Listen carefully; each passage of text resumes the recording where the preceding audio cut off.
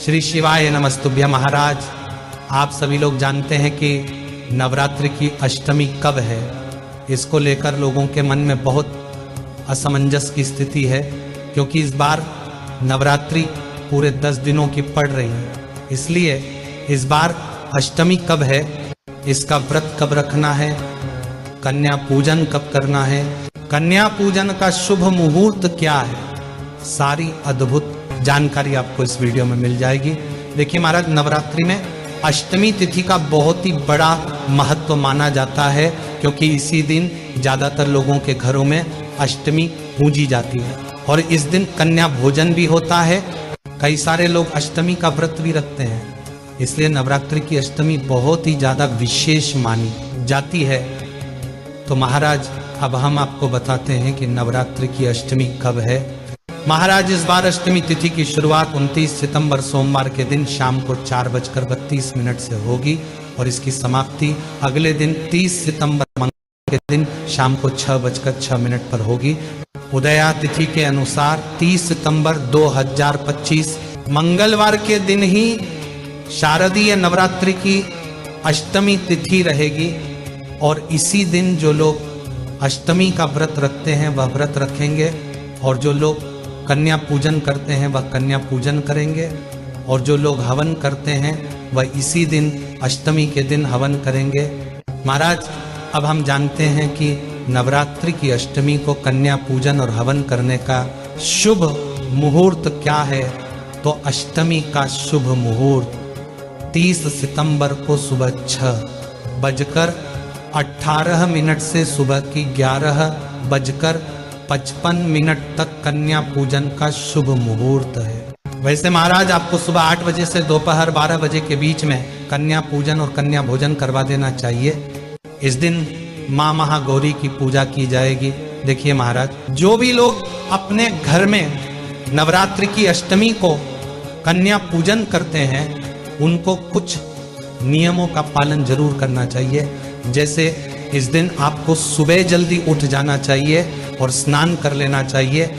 अपने घर की पूरी साफ सफाई करके भगवानों को स्नान कराना चाहिए और आपको इस तरह ऐसा भाव बनाना चाहिए कि आपके घर में स्वयं कन्याओं के रूप में 9 माता रानी आने वाली है और आप उनकी पूजन करने वाले हैं। और महाराज, जो लोग अष्टमी को अपने व्रत को खोलते हैं तो वो सभी लोग हवन करने के बाद, कन्या पूजन करने के बाद ही अपने व्रत को खोलें। अब आपको सुबह सबसे पहले कन्याओं को न्योता देकर आना चाहिए कि आज हमारे घर में कन्या पूजन है, आप आ जाना। इसके बाद में घर आकर अपनी कन्या पूजन की तैयारी में लग जाना चाहिए। इस दिन शुद्ध और सात्विक भोजन बनाया जाता है, जिसमें लहसुन प्याज का प्रयोग नहीं किया जाता है और खीर और पूरी विशेष रूप से बनाई जाती है। और कन्याओं को देने के लिए आप पहले से बाजार जाकर चुनरी जरूर लेकर आ जाए और उनको गिफ्ट में या तोहफे में कुछ देने के लिए जरूर लेकर आ जाएं, जिसे देखकर वह सभी कन्याएं खुश हो जाए। अब जैसे ही आपकी सारी तैयारी हो जाती है, आप सभी कन्याओं को उनके घर से लेकर आए अपने घर तक। उसके बाद में सभी कन्याओं के पैर धुलाएं, उसके बाद में उन्हें कुछ आसन पर बैठा दें और उनके सामने भोजन की थाली परोस दें और उनको आराम से भोजन करने दें। भोजन के बाद सभी कन्याओं के हाथ धुलवा दें और उन्हें एक ऊंची जगह या सोफा या पलंग पर बैठाल दें। अब आप उनके पैरों में माहौर लगाएं। अब उनकी पूजन करने के लिए अपनी थाली तैयार करें और सभी कन्याओं को एक एक करके चुनरी उड़ाए, तिलक करें, चावल लगाए, उनको फूल चढ़ाए और उनकी आरती उतारे। और सभी कन्याओं की आरती उतारने के बाद पैर भी आप जरूर छुए और आशीर्वाद लें। महाराज, आप सभी कन्याओं को कुछ पैसे जरूर दें, चाहे 5 रुपए चाहे 10 रुपए जरूर दें और फिर सभी कन्याओं को आराम से खेलने दें। महाराज, अब जब सभी कन्याएं खेल के थक जाएं और घर जाने को तैयार हो जाए, तब आप उनके लिए जो तोहफा लेकर आए हैं वो सभी कन्याओं को एक एक करके दें।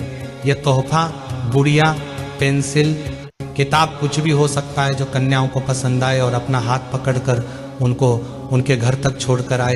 महाराज, जब आपका कन्या पूजन पूरा हो जाता है, इस विधि से अगर आप लोग 30 सितंबर को शारदीय नवरात्रि की अष्टमी तिथि को कन्या पूजन करते हैं तो आपको आपके व्रत का भी पूर्ण फल मिलेगा और कन्या पूजन का भी फल मिलेगा।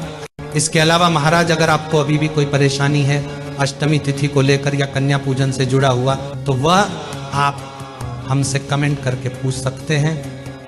और आप हमारे चैनल को भी सब्सक्राइब कर दीजिए, बाद में आप भूल जाते हैं। और आप हमारी ये वीडियो कहाँ से देख रहे हैं ज़रूर बताएं।